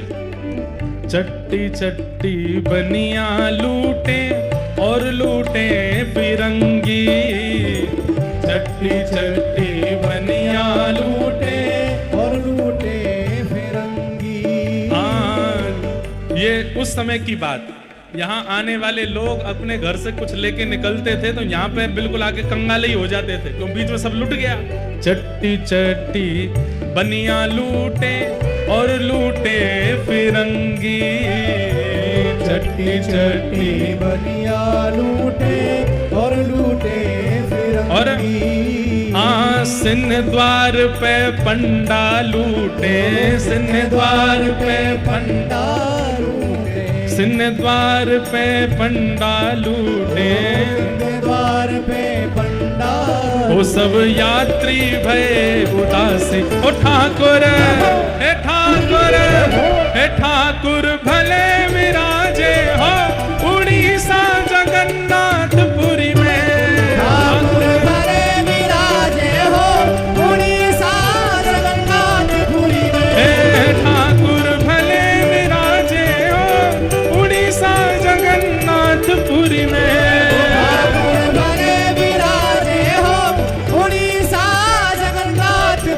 सिंह द्वार पे पंडा लूटे, सिंह द्वार पे पंडा लूटे, सब यात्री भय उदासी। हे ठाकुर हे ठाकुर हे ठाकुर भले विराजे हो उड़ीसा जगन्नाथपुरी में। ठाकुर भले विराजे हो उड़ीसा जगन्नाथपुरी में। जय जगन्नाथ भजो जगन्नाथ, जय जगन्नाथ भजो जगन्नाथ। हे गाओ जगन्नाथ ध्याओ जगन्नाथ, गाओ जगन्नाथ गाओ जगन्नाथ। हे बोलो जगन्नाथ भजो जगन्नाथ, हे बोलो जगन्नाथ भजो जगन्नाथ। हे गाओ जगन्नाथ ध्याओ जगन्नाथ, गाओ जगन्नाथ गाओ जगन्नाथ। हे ठाकुर ठाकुर ओ ठाकुर भले विराजे हो उड़ीसा जगन्नाथपुरी में। ठाकुर भले विराजे हो उड़ीसा जगन्नाथपुरी में। नील चक्र पे ध्वजा विराजे मस्तक सोहे हीरा। नील चक्र पे ध्वजा विराजे मस्तक सोहे। सब लोग गाओ। नील चक्र पे ध्वजा विराजे मस्तक सोहे हीरा। नील चक्र पे ध्वजा विराजे मस्तक सोहे हीरा। हे बीच में बहन सुभद्रा राजे, बीच में बहन सुभद्रा, बीच में बहन सुभद्रा राजे। और आजू बाजू दो वीरा। ओ ठाकुर हे ठाकुर हे ठाकुर भले विराजे हो उड़ीसा जगन्नाथपुरी में। ठाकुर भले विराजे हो उड़ीसा जगन्नाथपुरी में। बीच में बहन सुभद्रा राजे, बीच में बहन सुभद्रा राजे। हाँ बीच में बहन सुभद्रा राजे, बीच में बहन सुभद्रा राजे। और आजू बाजू दो वीरा। हे ठाकुर हे ठाकुर हे ठाकुर भले विराजे हो उड़ीसा जगन्नाथपुरी में। ठाकुर भले विराजे हो उड़ीसा जगन्नाथपुरी में। हे ठाकुर भले विराजे हो उड़ीसा जगन्नाथपुरी में। ठाकुर भले विराजे हो बुझा उठा के जगन्नाथ। जय जगन्नाथ जय बलदेव, जगन्नाथ जय बलदेव। जय सुभद्रा जय लीला चल धाम, जय सुभद्रा जय नीलाचल धाम। जय जगन्नाथ जय बलदेव, जगन्नाथ जय बलदेव। जय सुभद्रा जय लीला चल धाम। जय सुभद्रा जय नीलाचल धाम। जय जगन्नाथ जय बलदेव, जय जगन्नाथ जय बलदेव। जय जगन्नाथ जय बलदेव, जय जगन्नाथ जय बलदेव। जय सुभद्रा जय लीला चल धाम। जय सुभद्रा जय नीलाचल धाम। जय जगन्नाथ जय बलदेव, जय जगन्नाथ जय बलदेव। जय सुभद्रा जय लीला चल धाम। जय सुभद्रा जय नीलाचल श्री धाम। जगन्नाथ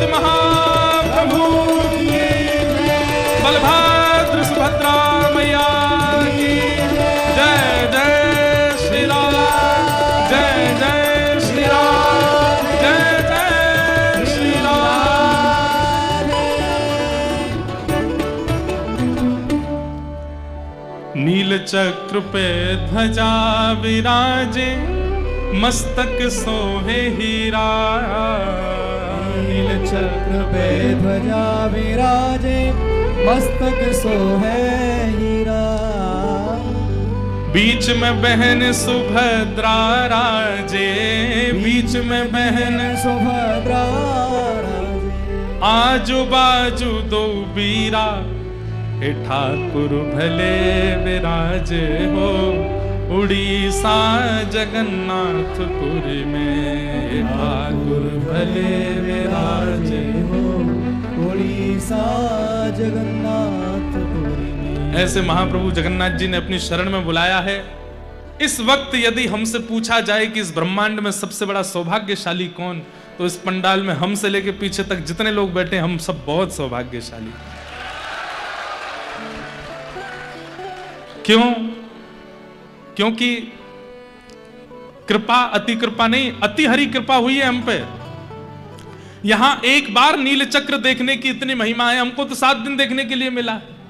यहां एक दिन महाप्रभु जगन्नाथ जी को देखने की इतनी महिमा, हम तो 7 दिन देखेंगे और दिन में 4-4 बार देखेंगे।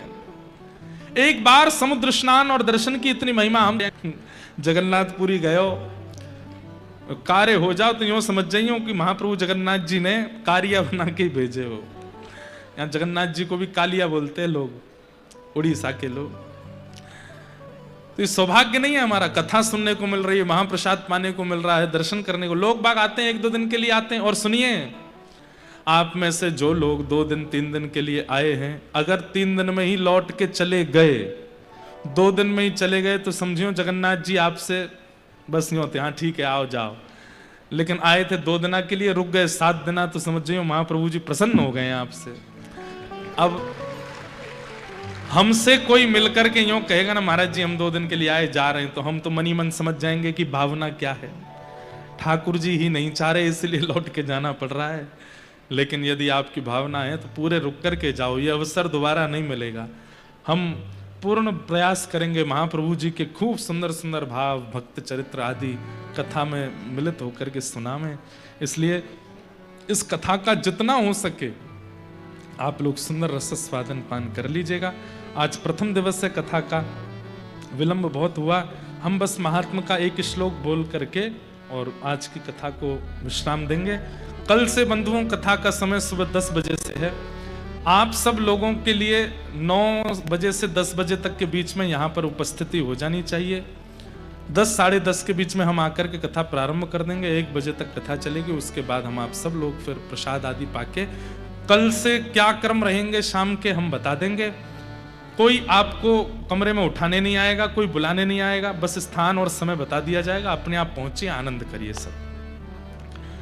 सच्चिदानंद रूपाय विश्वोत्पत्त्यादि हेतवे तापत्रय विनाशाय श्री कृष्णाय वयं नमः।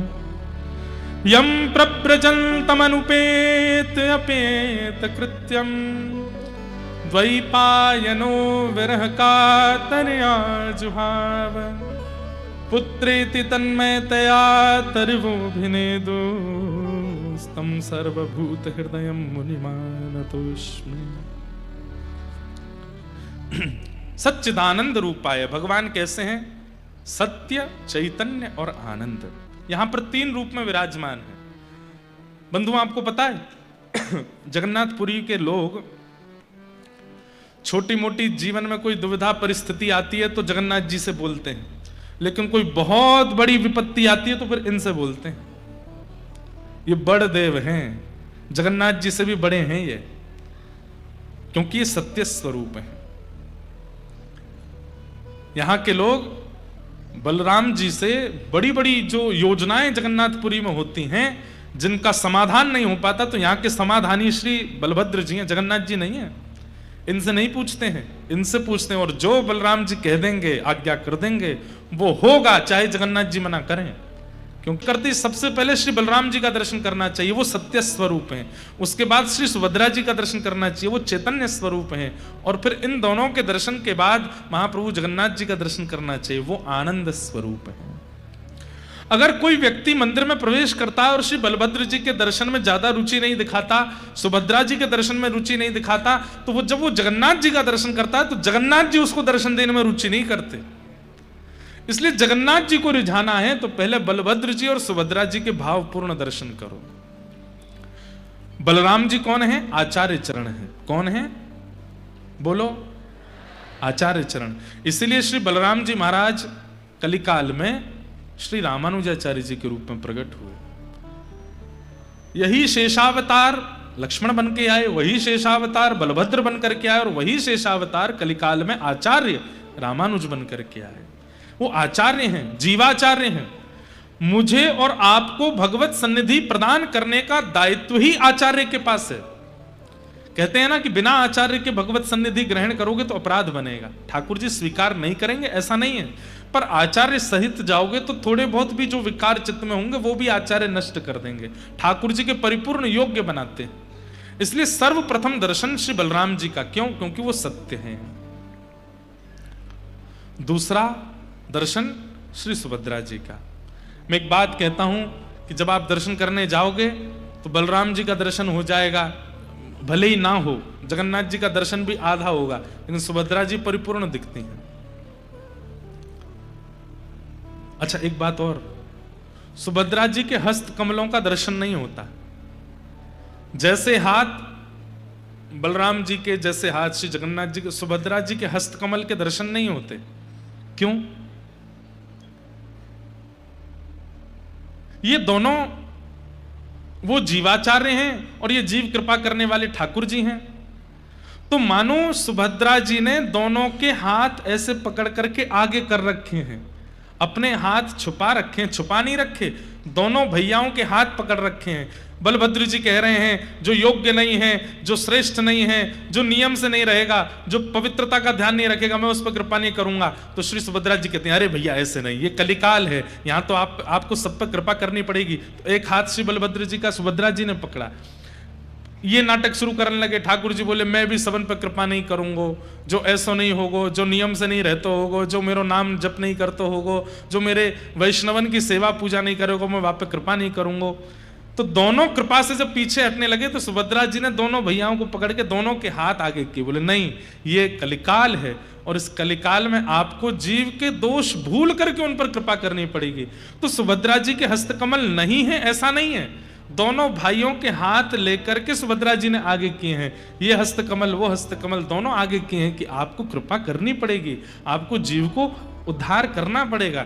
इसलिए दोनों भुजाएं आगे करवाई भैया की, इसलिए सुभद्रा जी के हस्तकमल दर्शन नहीं होते। तो ये कौन है? ये चैतन्यता प्रदान करती हैं। हम आप सबकी बुद्धि जो जड़ हो गई है, मन जो जड़ हो गया है, व्यवहार जो हमारा जड़त्व को प्राप्त हो गया है, उस जड़त्व को चैतन्य प्रदान करती हैं श्री सुभद्रा जी।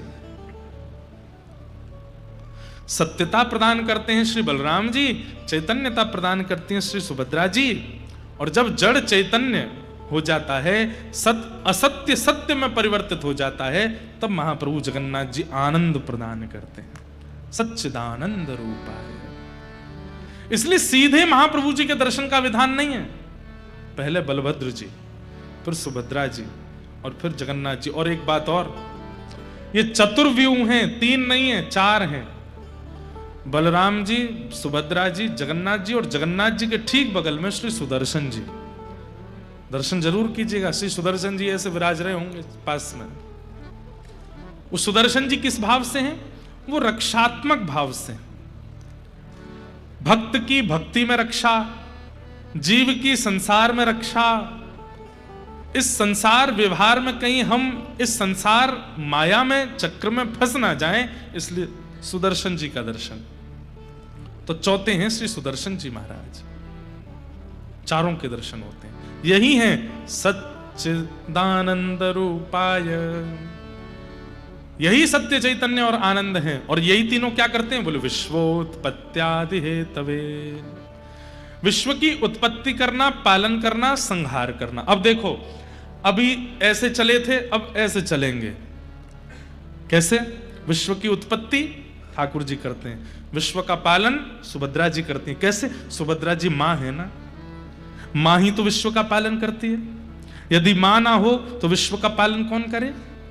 तो इसलिए विश्व की उत्पत्ति महाप्रभु जी करते हैं, विश्व का पालन मां करती है, सुभद्रा जी करते हैं, और विश्व का संहार बलभद्र जी करते हैं, शेषनाग करते हैं। विश्वोत्पत्त्यादि हेतवे और तापत्रय विनाशाय। और ये तो थे एक एक तीनों के गुण, पर ये तीसरे गुण तो तीनों के अंदर समान है। क्या? सामने आने वाले हर दर्शनार्थी के 3 प्रकार के तापों का नाश करते हैं, आदि दैविक, आदि भौतिक, आध्यात्मिक। ताप का मतलब क्या होता है? ताप का मतलब कष्ट, कष्ट निवृत्ति होती है। और एक बात, मैं हर कथा में एक बात कहता हूं कि ठाकुर जी कष्ट दूर नहीं करते, कष्ट से जूझना सिखाते हैं। छोटा बालक धीरे धीरे चलना सीखा है, धीमे धीमे चरण रखता है। अब उसके पैर इतने बड़े नहीं है कि वो सीढ़ी चढ़ सके, उसके पैर इतने बड़े नहीं है कि वो कुछ दहली लांग सके। तो पिता ने क्या सोचा, मैं घर में सीढ़ियां बनवाऊंगा ही नहीं, मैं घर में दहली ही नहीं रखूंगा, तो मेरे बालक को कभी पीड़ा नहीं होगी। ऐसा नहीं हो सकता। दहली तो रहेंगी, सीढ़ियां तो रहेंगी, बालक को अभ्यास करना पड़ेगा उन पर चढ़ने का और उनको लांघने का।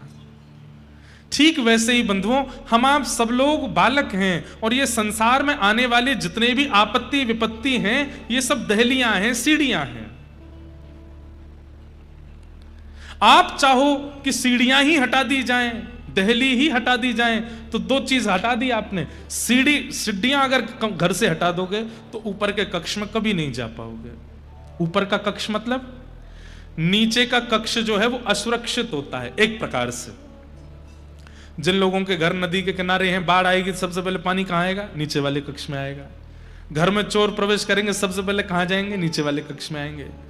घर में सांप बिच्छू आदि अगर कोई प्रवेश कर गया, सबसे पहले नीचे वाले। तो नीचे वाला कक्ष जो है वो असुरक्षित है, ऊपर वाला कक्ष जो है वो नीचे से थोड़ा सुरक्षित है।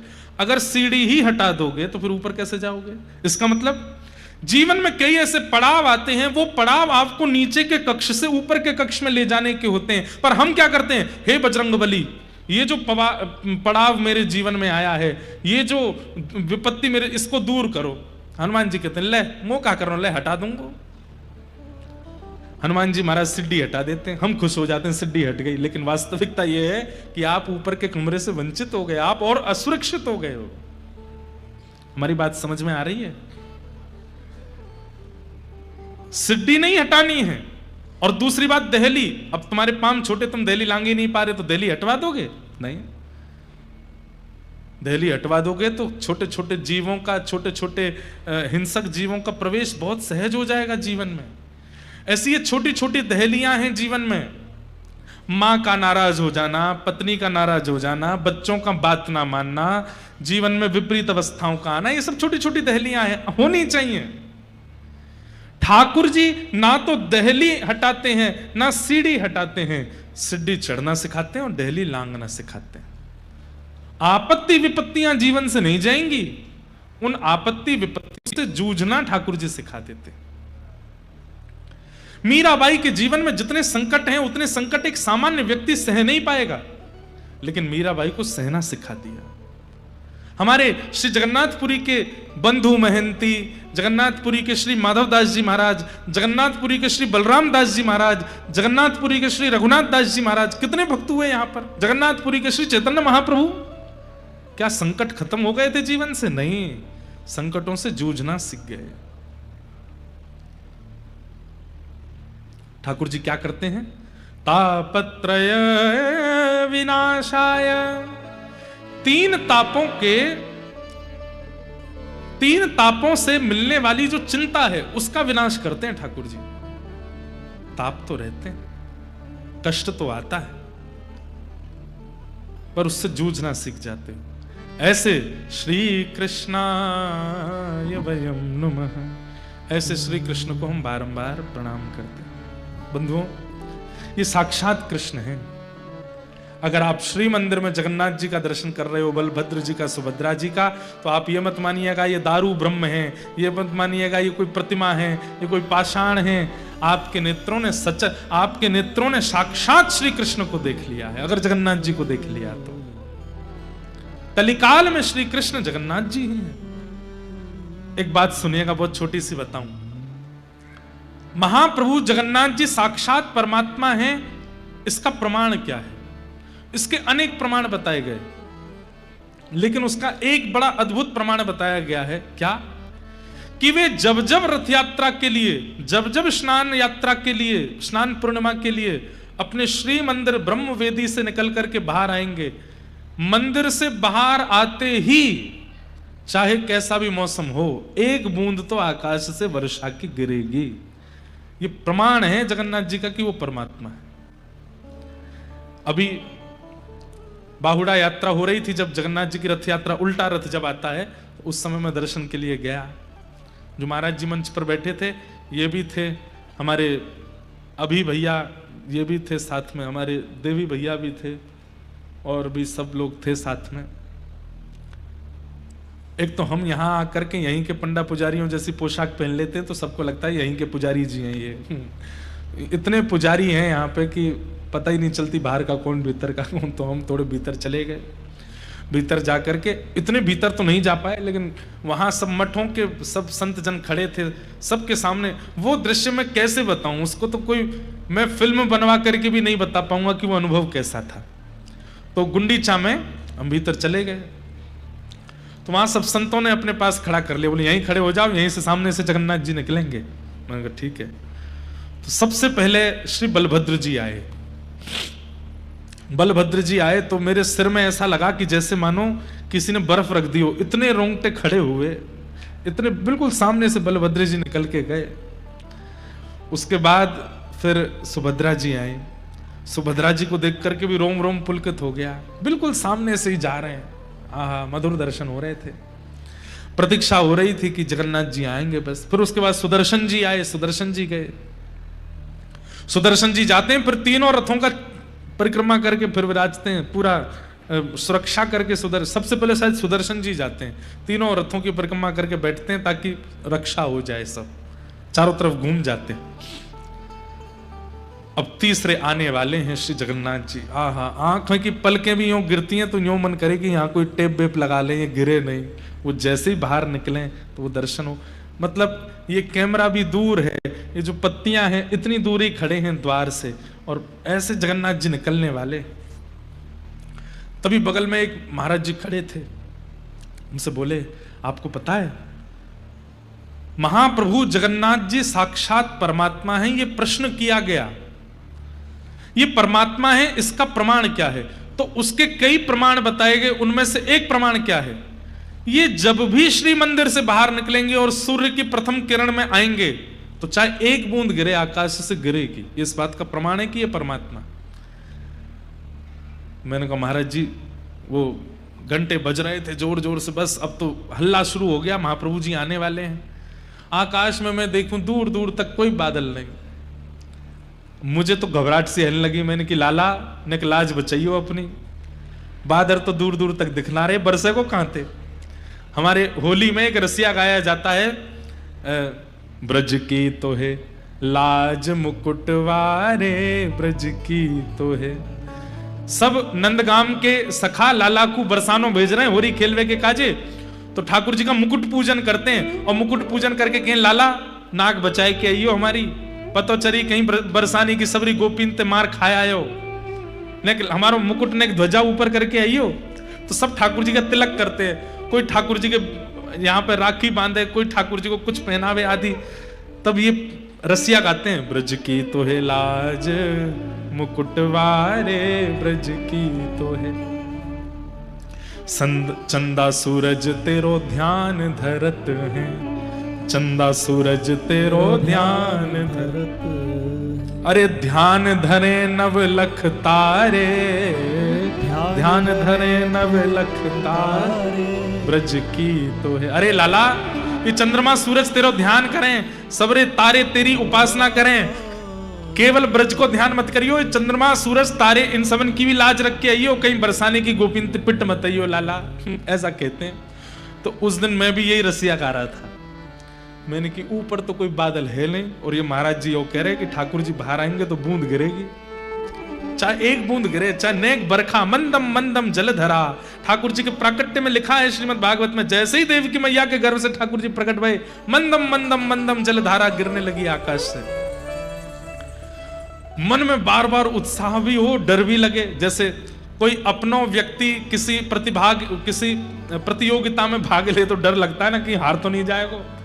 ऐसी लगे मैंने कि बलभद्र जी गए, सुभद्रा जी गई, सुदर्शन जी गए, लाला अब तेरी बारी है, नेक बरसा तो कर दी हो तो बात सत्य हो जाएगी। और महाराज ऐसे आते हैं महाप्रभु जगन्नाथ, वो क्या बोलते हैं उसको, तितला, क्या कौन सा मुकुट पहनते हैं सिर पे, हैं? तालिया, ताहिया, हाँ वो ताहिया, ये धारण करके महाराज जैसे ही निकल के बाहर आए हैं, यहाँ पुजारी लगे हैं, यहाँ पंडा लगे हैं, दैतापति सब ठाकुर जी को खींचते हुए बाहर ला रहे हैं। और जैसे ही गुंडीचा मंदिर के मुख्य द्वार से महाप्रभु जी जैसे ही बाहर आए, प्रथम दर्शन हुआ, कहां से बादल आए और तुरंत वर्षा वहां गिरने लगी, पूरा फर्श और पूरा मंदिर गीला हो गया। मैं तो बता रहा हूं आपको, उस समय जैसे ही वर्षा हुई, नेत्र आंसू से भर गए,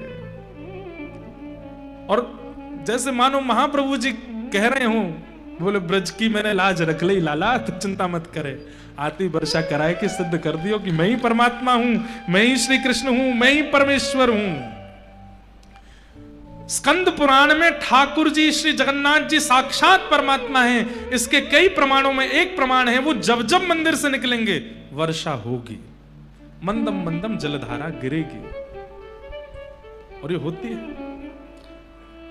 कई बार तो रथ यात्रा में ऐसा देखा गया, पूरी रथ यात्रा की मार्ग में कहीं वर्षा नहीं हो रही, लेकिन जैसे ही ठाकुर जी बाहर आए, केवल ठाकुर जी के ऊपर वर्षा हो रही है, और कहीं गीले ही नहीं हो रहा कोई भी, और ठाकुर जी के लेकर के जितने पंडा पुजारी चल रहे उन पर ही वर्षा हो रही है। कितने प्रमाण ऐसे हैं कि ये साक्षात श्री कृष्ण यहां विराज रहे हैं। राधारमण जी साक्षात कृष्ण हैं, बिहारी जी साक्षात कृष्ण हैं, प्यारे गिरधर लाल साक्षात कृष्ण हैं, द्वारिकाधीश कृष्ण हैं, जगन्नाथ बद्रीनाथ श्री कृष्ण हैं। लेकिन सबका एक समय हो सकता है, कहीं श्री कृष्ण मंगलामयी होते होंगे, कहीं श्री कृष्ण राजभोग में होते होंगे, कहीं श्री कृष्ण शयन में होते होंगे, लेकिन 24 घंटा मंदिर के द्वार खुले हैं तो श्री कृष्ण जगन्नाथपुरी में विराजमान, महाप्रभु जगन्नाथ के रूप में। हाँ, द्वार बंद होते ही ठाकुर जी वृंदावन चले जाते हैं, ये तो यहां प्रमाण है। चाहे 1 घंटे के लिए शयन हो, चाहे 2 घंटे 3 घंटे, जितनी देर के लिए भी शयन होता है, जगन्नाथ जी भीतर नहीं है, वो चले गए, श्री वृंदावन गए हैं, पूरा अपना बड़ श्रृंगार करके जाते हैं, पूरे पुष्पों से श्रृंगार करके वृंदावन रास के लिए जाते हैं महाप्रभु जगन्नाथ जी। ऐसे श्री कृष्णाय वयम नमः, ऐसे श्री कृष्ण को हम बारंबार प्रणाम करते हैं। महाप्रभु जगन्नाथ जी के चरणों में हम आप सब लोग बैठे हैं। आज प्रथम दिन के इस पावन सत्र को हम यहीं विराम देते हैं, और महात्म से अब यहां तो भैया देखो हम स्वच्छंद हैं, खुली छूट है, हमको कैसी कथा करो, जगन्नाथ जी के रस सुनाओ, भागवत सुनाओ, जो भक्त चरित्र सुनाओ, तो इसलिए खूब आनंद से हम लोग कथा श्रवण करेंगे। और नित्य आप लोग पधारिए, हमारे आने से पहले ही आकर के अपना अपना स्थान ग्रहण कर लीजिए। सुबह के सत्र में कथा करेंगे, और दोपहर संध्या के सत्र में यहाँ पर विराजमान जो ठाकुर जी के सुंदर सुंदर स्थान हैं उनका दर्शन करेंगे, महाप्रसाद पाएंगे, आनंद करेंगे।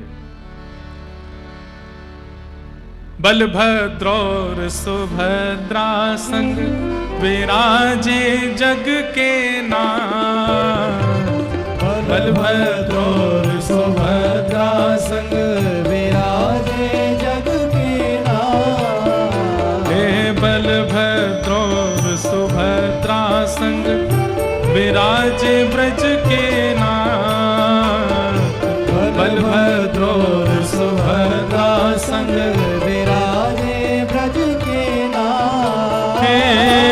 रथ आरूढ़ भय नंद नंदन, रथ आरूढ़ भय नंद नंदन, रथ आरूढ़ भय नंद नंदन, रथ आरूढ़ भय नंद नंदन, हो कहलाए जगत के नाथ, वृंदावन प्यारो वृंदावन, वृंदावन प्यारो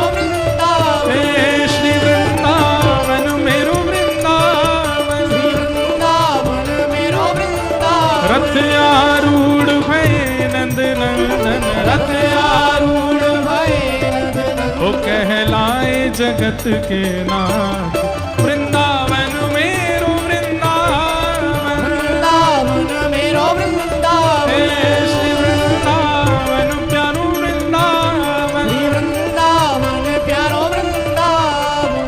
ओ जिनकी कृपा से यह रस प्रगटो वृंदावन अभिराम, जिनकी कृपा से यह रस प्रगट्यो वृंदावन अभिराम। श्री जगन्नाथ जी को अति ही दुलारो, श्री जगन्नाथ जी को अति दुलारो, यह आनंद करवावे वारो, यह आनंद करवावे वारो। प्यारे गिरधर लाल जी यहाँ विराज रहे हैं और कल से प्यारे लाल जी के दर्शन आप सब लोगों को प्राप्त होंगे। सुबह करीब 8:45 बजे, 8:30 8:45 बजे प्यारे गिरधर लाल जी का श्रृंगार आरती दर्शन होगा। आप सब लोग वहां दर्शन करके फिर यहाँ विराजमान हो सकते हैं। संध्या में कितने बजे दर्शन होंगे वो हम कल बता देंगे। सुबह ठाकुर जी के 8:30 8:45 बजे दर्शन होंगे श्रृंगार आरती के, आप सब लोग उसका दर्शन कर सकते हैं। यह आनंद करवावे वारो, यह आनंद करवावे वारो, आज हम सबको मिलवावे वारो, हम सबको मिलवावे वारो। हे हमारो गिरधर लाल वृंदावन प्यारो वृंदावन, वृंदावन प्यारो वृंदावन, हे श्री वृंदावन मेरो वृंदावन, वृंदावन मेरो वृंदावन। हे नाथ नाथ नाथ भजो नाथ जगन्नाथ, हे नाथ नाथ नाथ भजो नाथ जगन्नाथ, हे नाथ नाथ नाथ भजो नाथ जगन्नाथ, नाथ नाथ नाथ भजो नाथ जगन्नाथ, हे नाथ नाथ नाथ भजो नाथ जगन्नाथ, नाथ नाथ नाथ भजो नाथ जगन्नाथ, ओ नाथ नाथ नाथ भजो नाथ जगन्नाथ।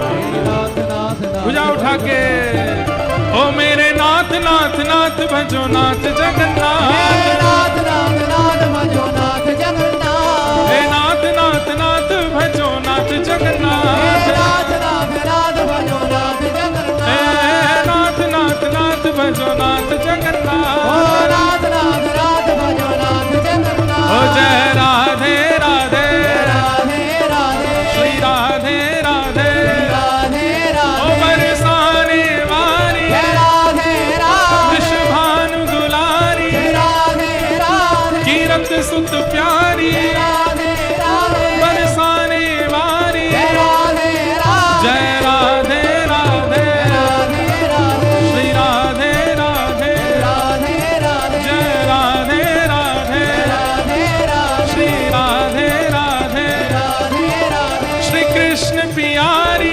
राधे राधे जगन्नाथ पियारी राधे राधे कीरत सुत प्यारी राधे राधे बरसाने वाली, राधे राधे जय राधे राधे राधे राधे श्री राधे राधे, राधे राधे जय राधे राधे राधे राधे राधे श्री राधे राधे, राधे राधे जय जय श्री राम, जय जय श्री राम, जय जय श्री राम। जगन्नाथ जगन्नाथ जगन्नाथ रक्ष मां, महाबाहो महाबाहो महाबाहो पाहि मां। श्री जगन्नाथ महाप्रभु की